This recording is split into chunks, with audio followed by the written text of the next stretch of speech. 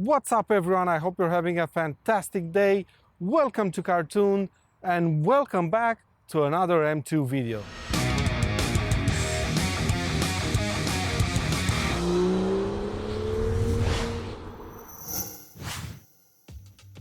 If you're new to the channel, welcome. My name is Paul and this is my very own BMW M2. And this video is part of my Living with a BMW M2 series, in which I try to cover all aspects of what it's like to buy and own an M2. But before we move on, please make sure you're subscribed and have notifications turned on. YouTube is kind of playing games with us in the past couple of months, and basically that's the only way to guarantee you're gonna see these videos in the future. But anyway, back to the M2. So far, we've covered my spec in detail. I've covered what it cost me to buy one and the problems I've had with it so far. I've talked about the driving modes of the car, and finally I've also revealed the things I don't really like about it. And because I want to cover every single aspect of what it's like to live with this awesome machine, today we're going to cover practicality and technology. And even though this is an entry-level baby M car, we've got lots to cover on this topic. So let's start with the practicality. And of course, every time you mention the word practicality, this will eventually lead on to the question about boot size. So let's go ahead and start with that one. It's quite decent actually for a rear-wheel drive sport coupe. It's 390 liters and it's basically bigger than any other car in this class, except for the Porsche Cayman. But that one has two boots, a 130-liter one in the front and a 275 liters at the back. But the Cayman can only carry two people, whereas the M2 can carry four. Sort of.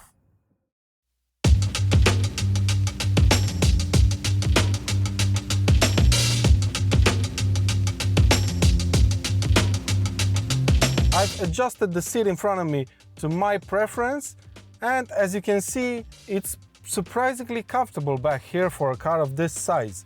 I mean, don't get me wrong, knee room and headroom are kind of limited, and I would say that a person that's taller than me would have real trouble getting in.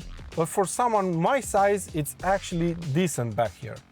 Unfortunately, there's not a lot of cubby holes or storage spaces back here, this being a two-door coupe and all. You do have this thing in the middle right here, a tray of some sorts, but that's kind of it. You can order this back seat as a 40-20-40 split configuration, but the only extra thing you get with that is a rear armrest and no other storage spaces. But that's kind of it. Let's jump in the front.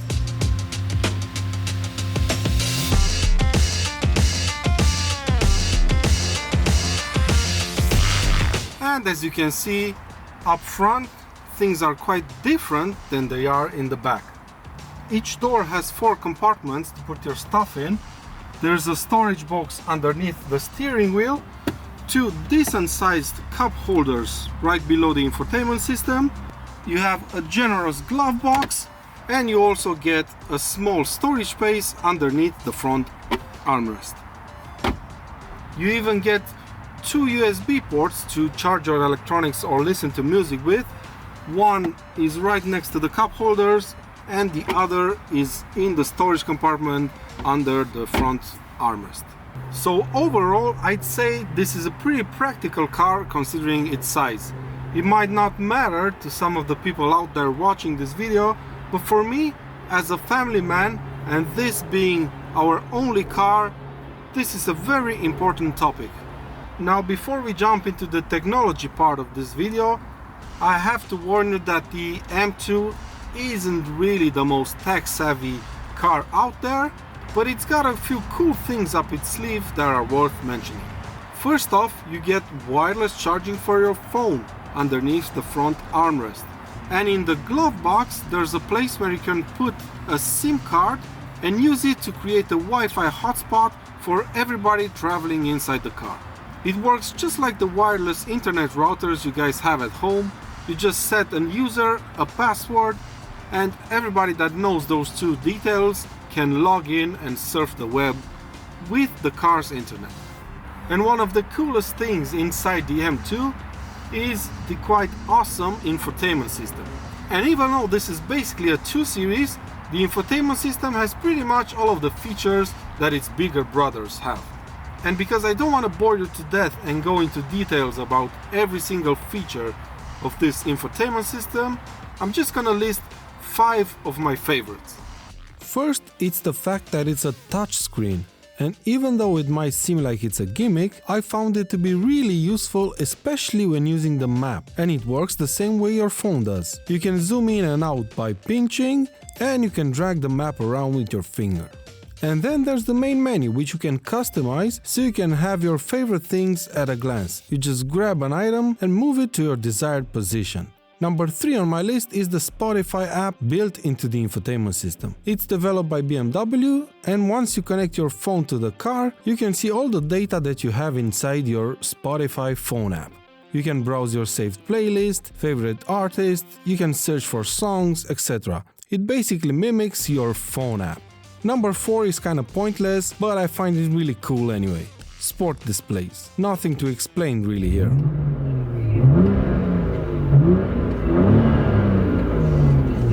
And finally, point number 5 is the way the car communicates with the BMW app on my phone. Let me show you. Okay, so for this part of the film, I've moved somewhere indoors because I had some really ugly reflections and glares on the phone screen and you couldn't really see anything from outside. So here we go. This is the app, BMW Connected, and the first time you open it, you get some basic information about the car. You get the fuel level here, the range, the status of the car if it's locked or not, and then you have a few operations you can actually do from the remote. You can close the car, open it, flash the headlights and honk the horn.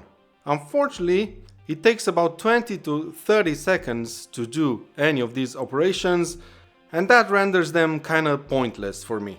But it's a nice gimmick to show your friends. Anyway, below those 4 options you have 3 more.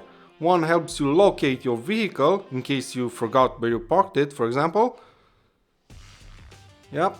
The second one can start the ventilation inside the car, and the third one can set a timer on when to start the ventilation inside the car.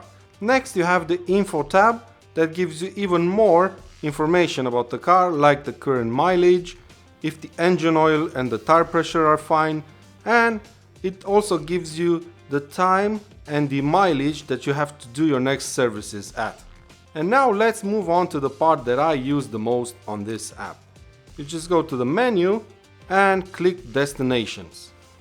So what's in this menu option? Well, as the title suggests, you can basically search for places to go to. And up top here you have several shortcuts that can help you find a charging station, a fuel station, parking and retailers in case you want to buy another BMW. But the feature I use most frequently in this menu is searching for a destination and then sending it to the car. In order to do that, you click on the icon here, you enter the address you want to find, and once you find it, you tap it, and once you find that destination, you just send it to the vehicle. And when you go into the car, the infotainment system will let you know that you have a new message you can read. And then you just go to that message where the address is listed, you just click it and the navigation will start and it will take you to that place. I find this option to be highly useful because I hate fiddling with the navigation part of BMW's infotainment system. It's just, I don't know, it's just easier for me to use my smartphone. Let's see what else. Well, there's also a hub option. Here's the place where you can find other apps that can connect to your car. And obviously the profile settings, just like every other app has. And before I end this video, I have one more thing to show you. And I'm talking about, of course, the full LED headlights, which are optional on the M2 facelift, but are standard on the M2 competition. They're absolutely amazing, and it's something that I use quite a lot for at least like 4 or 5 months a year, because in Sweden, during November, December, January and February, we only get about 5 hours of light during the day. But let me talk you through them a bit.